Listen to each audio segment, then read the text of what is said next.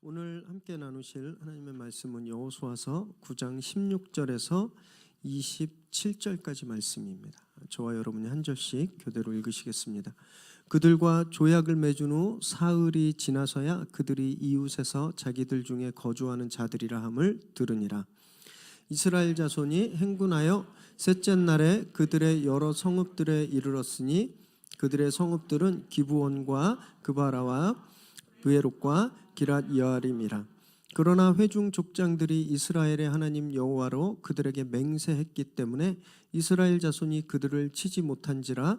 그러므로 회중이 다 족장들을 원망하니 모든 족장이 온 회중에게 이르되 우리가 이스라엘의 하나님 여호와로 그들에게 맹세하였은즉 이제 그들을 건드리지 못하리라. 우리가 그들에게 맹세한 맹약으로 말미암아 진노가 우리에게 임할까 하노니 이렇게 행하여 그들을 살리리라 하고 무리에게 이르되 그들을 살리라 하니 족장들이 그들에게 이른 대로 그들이 온 회중을 위하여 나무를 패며 물을 깃는 자가 되었더라. 여호수아가 그들을 불러다가 말하여 이르되 너희가 우리 가운데에 거주하면서 어찌하여 심히 먼 곳에서 왔다고 하여 우리를 속였느냐. 그러므로 너희가 때를 이어 종이 되어 다 내 하나님의 집을 위하여 나무를 패며 물을 깃는 자가 되리라 하니 그들이 여호수아에게 대답하여 이르되 당신의 하나님 여호와께서 그의 종 모세에게 명령하사 이 땅을 다 당신들에게 주고 이 땅의 모든 주민을 당신들 앞에서 멸하라 하신 것이 당신의 종들에게 분명히 들림으로 당신들로 말미암아 우리의 목숨을 잃을까 심히 두려워하여 이같이 하였나이다. 보소서 이제 우리가 당신의 손에 있으니 당신의 의향에 좋고 옳은 대로 우리에게 행하소서 한지라. 여호수아가 곧 그대로 그들에게 행하여 그들을 이스라엘 자손의 손에서 건져서 죽이지 못하게 하니라. 그날에 여호수아가 그들을 여호와께서 택하신 곳에서 회중을 위하여 여호와의 제단을 위하여 나무를 패며 물을 깃는 자들로 삼았더니 오늘까지 이르니라. 아멘. 오늘 우리에게 주신 하나님의 말씀입니다. 1961년 4월 12일이었습니다. 세계 최초로 러시아가 우주비행에 성공한 날이에요. 이때 러시아의 우주비행사였던 유리 가가린이라는 사람, 이름이 참 그렇죠. 유리 가가린이라는 사람이 보스토크 1호라는 비행선을 타고 정확히 우주에 1시간 29분을 유영했습니다. 우주에 머물렀어요. 그때 그가 지구를 바라보면서 이렇게 얘기했습니다. 인류 최초로 우주에서 지구를 본 사람이에요. 지구는 푸른빛이었다라고 합니다. 그러나 하나님은 우주 어디에도 계시지 않았다라고 얘기했어요. 우주에 처음 나간 사람이 지구를 보며 하나님이 없다라고 이야기한 거예요. 그런데 그로부터 정확히 10년 후에 1971년도 미국의 아폴로 15호를 타고 미국 최초로 달을 탐사한 우주비행사 제임스 어윈이라는 사람이 있습니다. 이 사람이 달에 착륙하고 나서 뭐라고 고백했냐면 달에 있는 동안, 내가 달에 있는 동안 하나님을 아주 가까이에서 경험했다라고 얘기했어요. 동일한 우주 공간, 똑같은 우주 공간에 그리고 똑같은 것을 보고 똑같은 것을 경험했는데 한 사람은 하나님이 없다라고 이야기했고 다른 한 사람은 하나님을 경험했다라고 이야기를 하는 거예요. 여러분, 똑같은 걸 봤다고 해서 똑같은 걸 들었다고 해서 동일한 결론이 나는 것이 아닙니다. 가나안 족속들도 그랬습니다. 가나안 족속들도 이스라엘이 여리고와 아이성을 초토화시켰어요. 그 소식이 막 가나안에 일파만파 퍼졌습니다. 그러자 그 소식을 듣고 가나안 중부 이남의 6 족속들이 연합을 해요. 작당을 합니다. 그래서 이스라엘에 대항하기로 했어요. 이스라엘과 전쟁을 하기로. 그런데 그 똑같은 사건을 들은 기브온 사람들은 어떻게 했냐면요, 오히려 이스라엘과 평화 조약을 맺으려고 했습니다. 그래서 꾀를 내는 거죠. 같은 소식을 들었는데 그리고 그것을 같이 경험했는데 이 둘이 정반대 반응이 나온 거예요. 정반대 반응. 한쪽은 이스라엘에 대항해서 망하는 길을 택했고 다른 한쪽은 그들과 조약을 맺고 살 길을 택한 거예요. 그래서 우리는 이렇게 말할 수 있는 거예요. 무엇을 들었는가가 중요한 게 아니라 어떻게 반응했는가, 이것이 중요하다라고 우리는 말할 수 있습니다. 저희도 그렇지 않나요? 똑같이 교회에 나와서 말씀을 듣고 성경을 묵상하고 예배를 드리는데 여전히 죄를 택하는 사람들이 있어요. 여전히. 그런데 반면에 말씀을 듣고 삶이 완전히 바뀌어지는, 변화되는 사람들이 있다는 거예요. 그래서 신앙은요, 듣는 걸로 결정되는 것이 아니라 반응으로 결정되는 겁니다. 반응. 이게 굉장히 중요한 사실이에요. 그래서 기브온이 살기로 반응했어요. 그래서 이스라엘을 속이고 아주 기분 좋게 평화조약을 맺었습니다. 그런데 며칠 지나지 않아서 진실이 밝혀지기 시작한 거예요. 16절과 17절 오늘 말씀을 읽습니다. 시작. 그들과 조약을 맺은 후 사흘이 지나서야 그들이 이웃에서 자기들 중에 거주하는 자들이라 함을 들으니라. 이스라엘 자손이 행군하여 셋째 날에 그들의 여러 성읍들에 이르렀으니 그들의 성읍들은 기브온과 그비라와 부에롯과 기럇 여아림이라. 3일 정도가 지났는데 막 페북에 이상한 얘기가 막 뜨는 거예요. 야, 사실 그 사람들이 가나안 족속이래더라. 막 트위터, 인스타그램에 그 사람들 사진도 찍혀가면서 그 사람들이 사실은 멀리서 온 사람들이 아니라 우리 옆 동네 이 지역에 살고 있는 사람들이야. 이런 소식이 SNS를 통해서 막 퍼지기 시작한 거예요. 그래서 이스라엘이 그것을 확인하기 위해서 실제 갑니다. 이 본문에 그들이 행군했다라고 하는데 이 행군했다라는 뜻은요, 천막을 다 뽑아서 짐을 챙겼다는 뜻을 가지고 있어요. 그래서 그 사실을, 이게 진짜면 굉장히 큰일이거든요. 왜냐하면 하나님이 다 진멸하라 그랬는데 계약을 맺어버린 거예요. 얼마나 큰일이겠어요. 그래서 이들이 짐을 다 챙기고 텐트를 다 접어서 3일을 가봤어요. 그랬더니 기브온, 그비라, 부에롯, 기럇 여아림에 가서 딱 봤더니 자기들이랑 계약 맺었던 사람들이 살고 있는 거예요. 얼마나 기가 막혔을까요?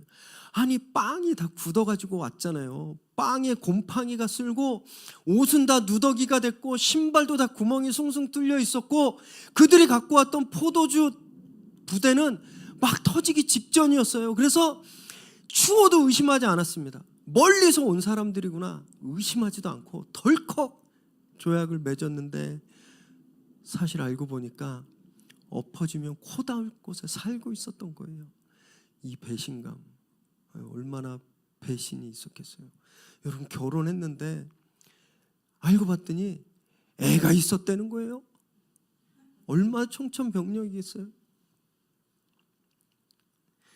계약서에 다 보고 사인 딱 했는데 그게 다 사기였어요. 그 전 재산을 날렸어요.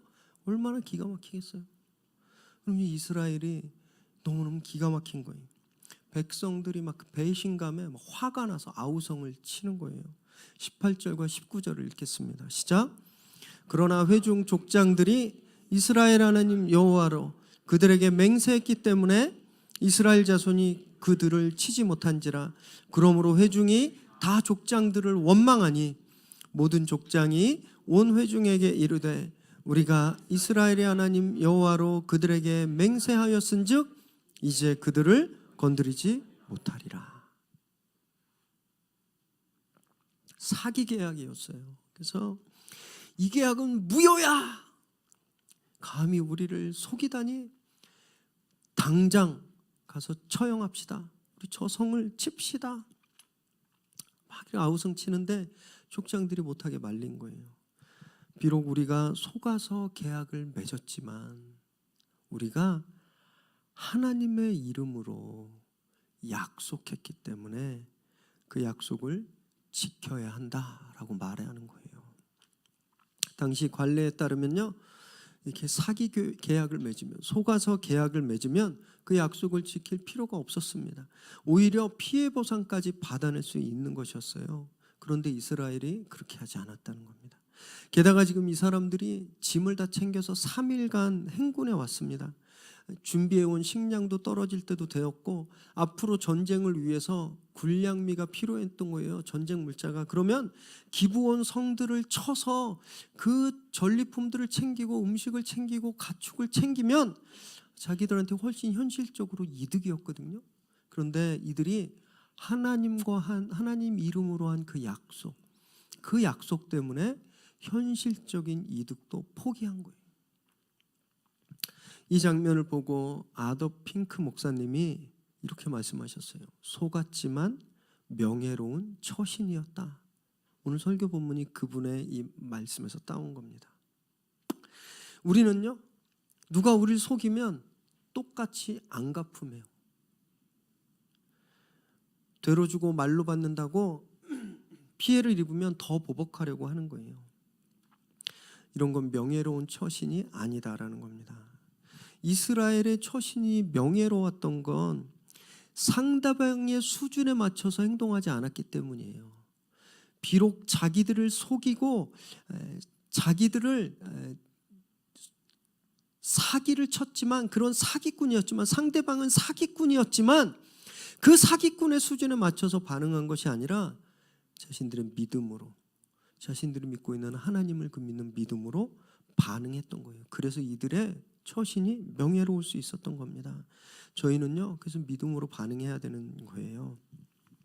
자녀들이 속썩인다고 딱 애들 수준에 맞춰서 같이 소리치고 물건 집어던지고 막 화내고 그렇게 감정적으로 풀면 안 된다는 거예요. 경쟁업체가 꼼수를 부린다고 나도 그 수준에 맞춰서 같이 편법 쓰고 같이 불법을 그렇게 저지르면 안 된다는 거예요. 믿음의 사람들은 세상의 수준에 맞춰서 반응하는 사람들이 아니라, 믿음의 사람은 우리의 믿음의 수준에 맞춰서 반응해야 되는 사람들이라는 겁니다. 여러분, 그것이 명예로운 처신이라는 거예요. 예수님이 그래서 우리에게 이 세상에서 어떻게 처신해야 되는지 복음서에서 말씀해 주셨는데, 마태복음 5장 39절에서 44절 말씀을 우리 함께 읽어볼까요? 시작. 나는 너희에게 이르노니 악한 자를 대적하지 말라. 누구든지 내 오른편 뺨을 치거든 왼편도 돌려대며, 또 너를 고발하여 속옷을 가지고자 하는 자에게 겉옷까지도 가지게 하며, 또 누구든지 너로 억지로 오리를 가게 하거든 그 사람과 심리를 동행하고 내게 구하는 자에게 주며 내게 꾸고자 하는 자에게 거절하지 말라. 또 내 이웃을 사랑하고 내 원수를 미워하라 하였다는 것을 너희가 들었으나 나는 너희에게 이르노니 너희 원수를 사랑하며 너희를 박해하는 자를 위하여 기도하라. 세상의 수준은 어떤 거냐 하면, 오른뺨을 맞으면 나도 똑같이 오른뺨을 때려야 되고, 누가 내 겉옷을 가져가면 나도 그 사람의 겉옷을 가지고 와야 돼요. 누가 나에게 원수면 나도 그 사람에게 원수가 되어야 하는 거예요. 그런데 예수님은 우리에게 어떻게 처신하라 그랬냐면, 뺨을 맞으면 다른 뺨도 돌려대라. 너를 악하게 대하는 사람에게 그 수준에 맞춰서 악하게 대하지 말고 그 사람을 위해서 기도해라. 이것이 신앙을 가지고 있는 사람들의 처신이어야 된다라고 말씀하는 거예요. 여러분, 우리의 수준이 이렇게 명예로운 수준까지 업그레이드 되기를 정말 축원합니다. 세상 사람들과 똑같은 수준에서 그렇게 사는 사람들이 아니라 세상 사람들과 월등히 탁월한 그 수준, 여러분, 그것을 우리가 가져야 된다라는 거예요. 말씀을 품을 때, 말씀으로 반응할 때 우리는 고품격 신앙을 가지게 된다라는 겁니다. 22절과 23절을 함께 읽습니다. 시작. 여호수아가 그들을 불러다가 말하여 이르되 너희가 우리 가운데 거주하면서 어찌하여 심히 먼 곳에서 왔다고 하여 우리를 속였느냐. 그러므로 너희가 저주를 받나니 너희가 대를 이어 종이 되어 다내 하나님의 집을 위하여 나무를 패며 물을 깃는 자가 되리라 하니. 여호수아가 이 사람들을 불렀어요. 왜 이런 말도 안 되는 속임수를 썼는지 그들을 책망하고 그 사기의 대가로 그들이 대대로 이스라엘의 종이 되어서 하나님의 집 즉 성전에 나무를 대고 물을 깃는 사람이 되리라 이렇게 저주를 내렸습니다. 그래서 기브온 사람들이 이렇게 변명했어요. 24절을 읽습니다. 시작. 그들이 여호수아에게 대답하여 이르되 당신 하나님 여호와께서 그의 종 모세에게 명령하사 이 땅을 다 당신들에게 주고 이 땅의 모든 주민을 당신들 앞에서 멸하라 하신 것이 당신의 종들에게 분명히 들림으로 당신들로 말미암아 우리의 목숨을 잃을까 심히 두려워하여 이같이 하였나이다. 자기들이 이런 사기극을 꾸민 이유는 이스라엘 때문에, 이스라엘이 두려워서라는 거예요. 하나님이 모세에게 가나안을 진멸하라고 해서 이스라엘이 진짜 질풍노도처럼 가나안에 들어와서 여리고를 무너뜨리고 아이성을 무너뜨리는 걸 보니까 우리도 이제 죽겠구나. 무서웠다는 거예요. 그래서 무서워서 이런 속임수를 쓰게 되었습니다 라고 고백한 거예요. 이해하려고 들면 이해할 수도 있지만 이들의 고백에는요 2%가 모자랐어요. 2%. 신앙 고백이 빠져 있다는 거예요. 이미 이스라엘은 죽어야 됐지만, 멸절돼야 됐지만 죽임을 당하지 않고 구원받아서 살고 있었던 가나안 패밀리가 있었습니다. 누구네 패밀리죠? 라합의 패밀리였어요. 여러분, 라합이 어떻게 구원을 얻고 이스라엘에 편입되었는지 아세요? 그 고백 때문인데 여호수아 2장 10절과 11절에 이렇게 고백했어요. 함께 읽을까요? 시작. 이는 너희가 애굽에서 나올 때에 여호와께서 너희 앞에서 홍해물을 마르게 하신 일과 너희가 요단 저쪽에 있는 아모리 사람의 두 왕 시혼과 옥에게 행한 일 곧 그들을 전멸시킨 일을 우리가 들었음이니라. 우리가 듣자 곧 마음이 녹았고 너희로 말미암아 사람이 정신을 잃었나니 너희의 하나님 여호와는 위로는 하늘에서도 아래로는 땅에서도 하나님이시니라. 라합도 똑같이 이스라엘의 소문을 듣고 두려워했습니다. 두려워했어요. 마음이 녹아서 물처럼 되었고 온통 정신이 빠졌다라고 하는 거예요. 그런데 그 두려움에서 멈춘 것이 아니라 라합이 끝에 뭐라고 고백해요? 너희의 하나님, 그 하나님은 하늘과 땅의 하나님이시다라고 고백하는 거예요. 기브온 사람들은 두려움에서 멈춰 있었어요. 무섭다, 두렵다, 이제 우리가 죽게 되었구나. 거기서 멈춰 있었지만 라합은 그 두려움에서 한 스텝 더 나간 거예요. 그래서 하나님을 보았어요. 하나님이 어떤 분인지. 그 하나님을 본 그것, 그 하나님에 대한 신앙 고백, 그것 때문에 라합과 그 일족이 구원함을 얻게 되었고 이스라엘 백성의 똑같은 지위를 얻게 된 거예요. 두려움을 통해서 발견하지 못한 이 기브온들은요, 이런 종이 되는 저주를 받게 된 거거든요. 이 책망을 받았지만 그래도 이 사람들이 여전히 깨닫지 못하고 있는 거예요. 보질 못하는 거예요. 25절 말씀을 읽습니다. 시작. 보소서 이제 우리가 당신의 손에 있으니 당신의 의향에 좋고 옳은 대로 우리에게 행하소서 한지라.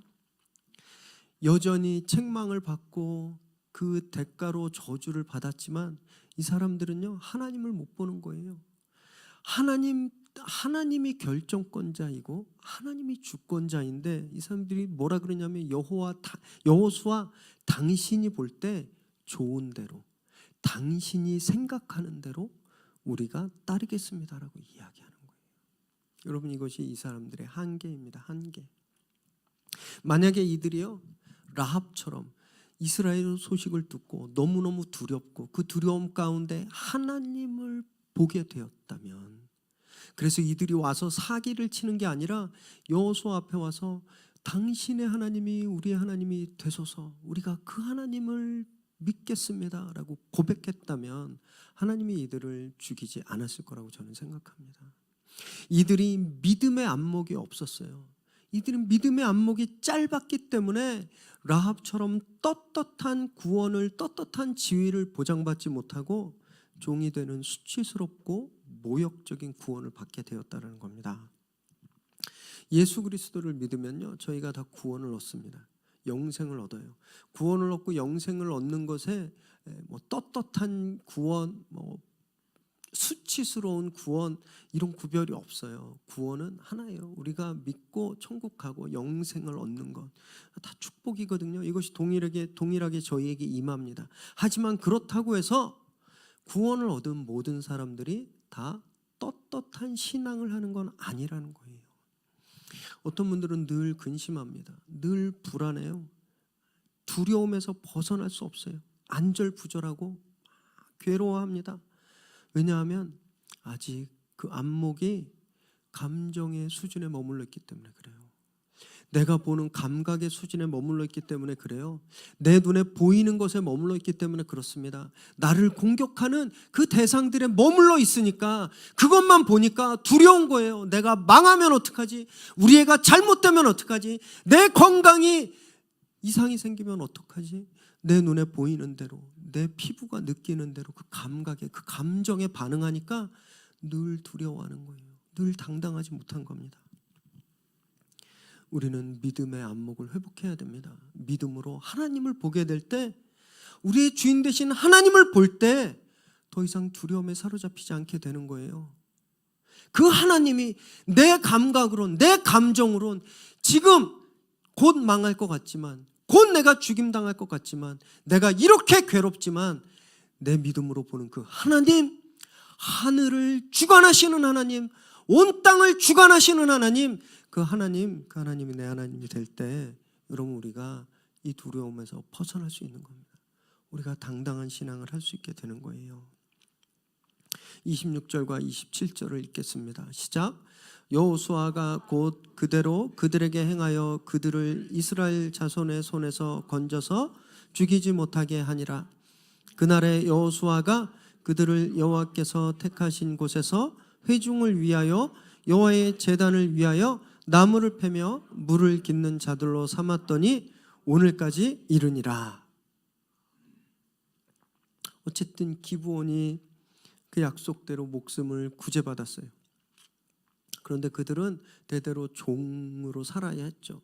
성전에 물을 떠오고 나무를 해오는 일을 해야 했습니다.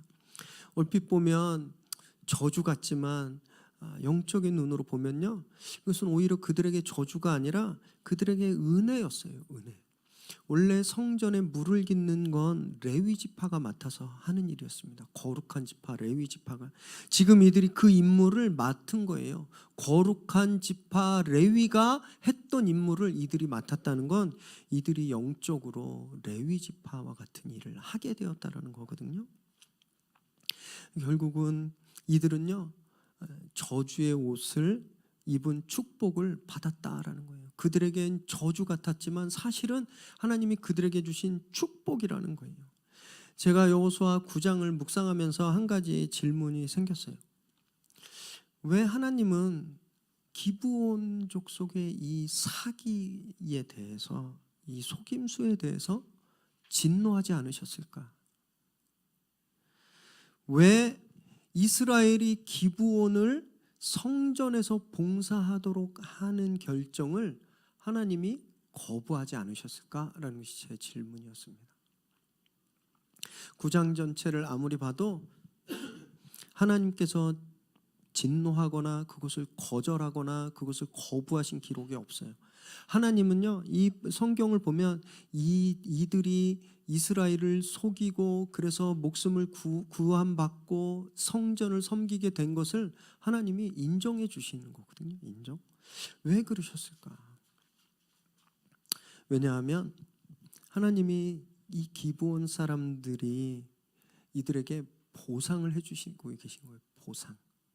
아주 옛날에 이들이 이스라엘로 인해서 받은 그 상처를 보상해 주시는 그런 의미로 하나님이 오늘 이 일들을 인정하셨다라는 겁니다.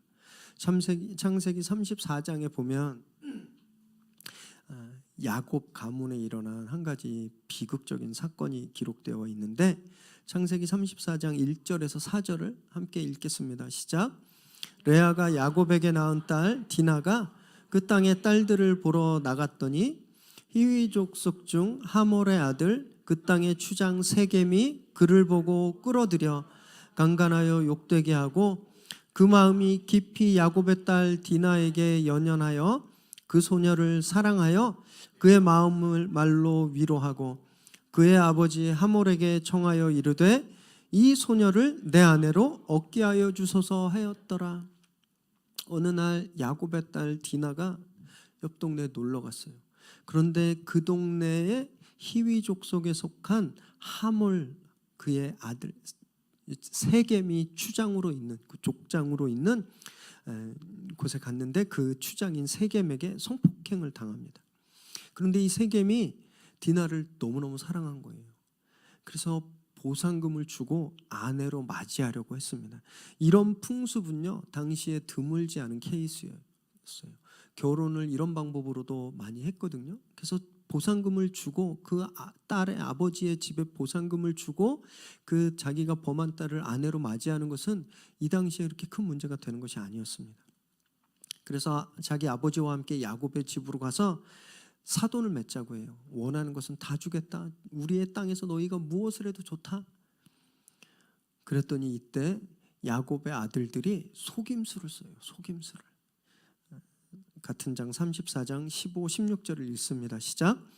그런즉 이같이 하면 너희에게 허락하리라. 만일 너희 중 남자가 다 할례를 받고 우리같이 되면 우리 딸을 너희에게 주며 너희 딸을 우리가 데려오며 너희와 함께 거주하여 한 민족이 되려니와. 거짓말을 한 거예요. 야, 우리는 할례 받지 않은 사람들과는 결혼할 수가 없어. 네가 내 여동생과 결혼하려면 너희 민족이 다 할례를 받아야 돼 라고 말한 거예요. 그랬더니 세겜이 너무너무 신이 났어요. 그래서 자기 성에 가서 온 성 안의 사람들을 모아놓고 이제 우리가 저들과 사돈을 맺을 거다. 할례를 받자. 그래서 그날 그 성에 있는 모든 남자들이 다 할례를 받습니다. 그런데 이때 이스라엘의 아들들이 잔인한 일을 하게 돼요. 25절, 27절이에요. 시작. 제3일에 아직 그들이 아파할 때에 야곱의 두 아들 디나의 오라버니 시므온과 레위가 각기 칼을 가지고 가서 몰래 그 성읍을 기습하여 그 모든 남자를 죽이고 칼로 하몰과 그의 아들 세겜을 죽이고 디나를 세겜의 집에서 데려오고 야곱의 여러 아들이 그 시체 있는 성읍으로 가서 노략하였으니 이는 그들이 그들의 누이를 더럽힌 까닭이다. 세겜과 그 성의 사람들이 그 약속을 믿고 할례를 받아서 다 회복 기간에 다 누워 있는데 야곱의 아들, 둘째 아들, 셋째 아들 시므온과 레위가 칼을 들고 몰래 가서 누워있는 사람들을 다 죽여버린 거예요. 하몰과 세겜 그리고 그 남자들을 다 죽여버렸습니다. 여러분, 이때 몰살당한 세겜족이 히위족 속 사람들이었어요. 히위족 속. 그 후로 그 일이 일어났던 후로 500년이 지난 거예요. 여호수아 본문은. 이스라엘을 속였던 기브온족이 히위족 속 사람들이었어요. 히위족 속. 하나님이 500년 전에 이스라엘의 속임수 때문에 그 비극적인 경험을 한 그들의 상처를 하나님이 기억하고 계셨던 거예요. 그리고 그때 이스라엘의 아들들이 이야기했던 너희가 할례를 받으면 우리가 너희 딸과 결혼하고 너희가 우리 딸과 결혼하고 우리 백성 가운데 살게 될 것이다. 그 야곱의 아들들이 비록 거짓말로 약속했지만 하나님이 그 약속을 들으신 거예요. 그래서 이 기브온 사람들이 사기극을 끓여 목숨을 구제받고 이스라엘에 편입되게 된 것을 하나님이 그냥 두신 거라는 거예요. 속임수로 목숨을 잃었던 사람들이 속임수로 목숨을 건지게 된 하나님이 이것을 그냥 두신 거라는 겁니다. 여러분, 500년 전에 일어났던 그들의 억울함, 그걸 하나님이 잊지 않으셨다는 거예요.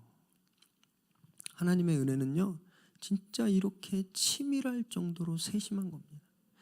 도저히 우리 머리로는 예측할 수도 없고 계산할 수도 없어요. 이 신실하심이 끝까지 지켜지는데 이 일이 있었던, 지금 이 일, 여호수아 본문, 이 일이 있었던 400년 후에 사울 왕이 기브온 사람들을 학살합니다. 학살해요.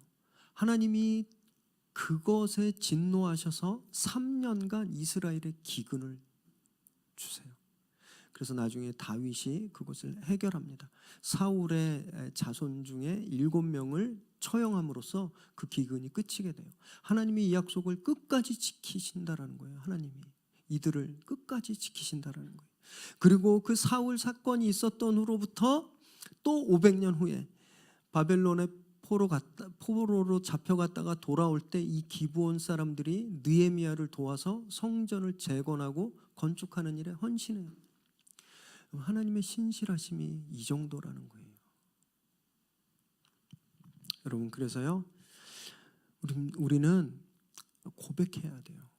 이렇게 탁월하시고 이렇게 세심하시고 수가 많으신 하나님이 바로 내 하나님이시라는 것을 고백해야 됩니다. 우리가 그 하나님을 보는 믿음의 안목이 있어야 돼요. 여러분, 우리가 그 하나님을 볼 때 그 말씀을 듣고 고민하는 것이 아니라 그 말씀을 듣고 바로 반응해야 되는 겁니다. 그래서 성경에 순종이 제사보다 낫다라고 하는 거예요. 네가 아무리 말씀을 이해하려고 해도, 하나님에 대해서 탐구하려고 해도, 하나님의 뜻에 대해서 알려고 해도 우리는 그 하나님의 뜻을 알 수가 없어요. 그러니까 그냥 그 말씀에 순종하는 것, 여러분, 이것이 신앙이라는 겁니다. 신앙. 듣는 것, 아까도 말씀드렸죠. 그냥 듣는 것에서 끝나면 아무것도 아니에요. 아무것도. 들었다면 반응해야 되는 겁니다. 믿음의 반응이 나와야 되는 거예요. 얼마 전에 제가 존경하는 홍정길 목사님께서 어떤 언론 매체와 인터뷰한 그런 짧은 동영상을 본 적이 있어요. 참 지금 시대에 이렇게 존경받는 복음주의 아주 대표적인 목사님이시고 아주 큰 교회 목회를 하셨던 목사님이에요. 너무너무 검소하시고 너무 소탈하신 분입니다. 시카고에 제가 있을 때 이분을 매년 한 번씩 뵀거든요. 우리 홍정길 목사님, 이동원 목사님, 하영조 목사님이 미국의 유학생 집회 코스타를 처음에 만드신 분들이세요. 근데 이제 제가 코스타 스텝으로 강사님들을 섬길 때 이분은요, 파자마 같은 거 입으시고 아버지들, 할아버지들 입으시는 반팔 런닝셔츠만 꼭 입고 다니세요. 그래서 제발 좀 셔츠 좀 입고 다니시라고 주변의 목사님들이 얘기해도 당신은 이게 편하다고 그러고 다니셨던 분이에요. 너무너무 겸손하고 소탈하셨던 분. 근데 그분이 이 인터뷰에서 뭐라고 말씀하셨냐 하면, 지금 우리에게 필요한 건 공부가 아니라 실천이다, 이런 말씀을 하셨어요. 한국 교회를 망친 건 복음대로 살려고 하지 않고 그 복음을 연구하고 그 복음을 공부만 하려고 했기 때문에 한국 교회가 이렇게 망가진 거다라는 말씀을 하시는데, 제 마음에 화살이 확 와서 박혔어요. 저를 보니까 제가 늘 말씀만 연구하더라고요. 늘 설교 준비한다고 책상에 앉아서 성경 보고 해석하고 주석책 뒤적거리고 책 뒤적거리고, 제가 보니까 말씀을 실천하는 것보다는 말씀을 연구만 하고 있었더라고요. 내가 진짜 내가 보는 이 말씀대로 살았는가? 내가 우리 성도님들한테 설교하는 대로 반응했는가? 너무너무 참담해졌습니다. 회개할 수밖에 없었어요. 저도 그렇게 못 살면서 성도님들께 제가 연구한 대로 이렇게 사세요, 이렇게 사십시오라고 아무리 얘기한다고 그럼 그렇게 되겠어요? 지금 운전할 때 이렇게 가는데 누가 앞에 확 껴들면 확 짜증이 나는 거예요. 잘 안 비켜주려고 그러고 막. 저는 그렇게 살면서 성도님들께는 양보하십시오.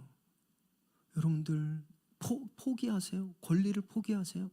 예수님처럼 겸손하십시오. 제가 이곳에 서서 아무리 얘기한다고 여러분이 그렇게 되시겠어요? 그런 일이 일어나겠습니까? 내가 그렇게 살지 못하면 남들도 그렇게 살게 할 수 없는 거예요. 너무너무 회개했습니다. 너무너무. 여러분, 말씀을 듣는 건 아무 영향력이 없어요. 말씀을 들은 대로 사는 것, 그 말씀에 반응하는 건 우리가 그렇게 살아야 될 때 영향력이 생기고 바뀐다라는 거예요. 여러분, 대한민국에 얼마나 많은 교회가 있습니까? 케이블 TV도 몇 개씩 가지고 있어요. 한국의 교회는. 그런데 왜 세상은 점점 더 이렇게 참담해지고 어두워지는지 아세요? 우리가 그렇게 못 사니까 안 바뀌는 거예요. 사랑하는 여러분, 말씀에 반응하시길 바랍니다. 기브온 족속이 자기들이 들은 소식에 반응해서 살 길을 찾았잖아요. 그죠? 이스라엘이 믿음에 반응해서 자신들이 하나님 앞에 한 약속에 반응해서 지키지도 않아도 되는 약속을 지켰어요. 말씀에 따라서 처신할 때 우리는 명예로운 신앙을 살 수 있는 겁니다. 우리는 그렇게 당당하게 살 수 있는 거예요. 우리 감각에 의지해서, 우리 감정에 의지해서 조건이 나빠지면 두려워하고, 억울하면 확 반응하고, 상황이 어두워지면 또 움츠러들고, 그런 신앙이 아니라 말씀에 반응하고 믿음의 안목으로 우리 하나님을 볼 때 여러분, 우리가 이 땅에 명예롭게 승리할 수 있게 되는 겁니다. 이들이 보여주었던 말씀이 증거하는 이 명예로운 처신을 하는 저와 여러분 되시기를 주님의 이름으로 축원합니다. 함께 기도.